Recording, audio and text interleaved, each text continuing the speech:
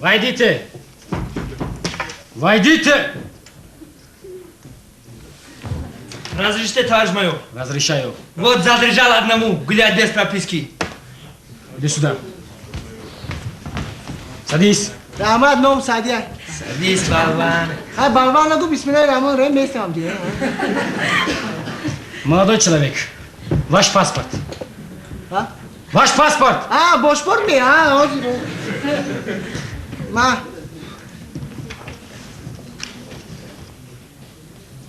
Значит, вы из Таджикистана, да? Mana shinoqte. O ay Tojikiston nasha. Ay to. Когда вы приехали в Таджикистан? Ha? Когда вы приехали в Таджикистан? O moja tvoja не понимаю. Сержант! Иди найди переводчик. У нас водил. Балван!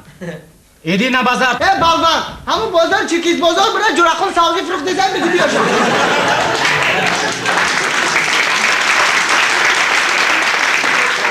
Nachali jon. O nachali. Khaki cevap devremin gudako beş. Замолчи. Ne zancabil ne doğru. Товарищ майор.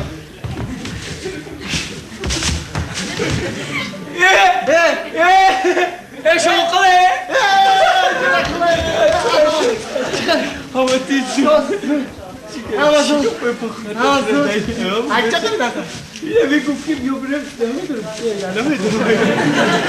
Садись!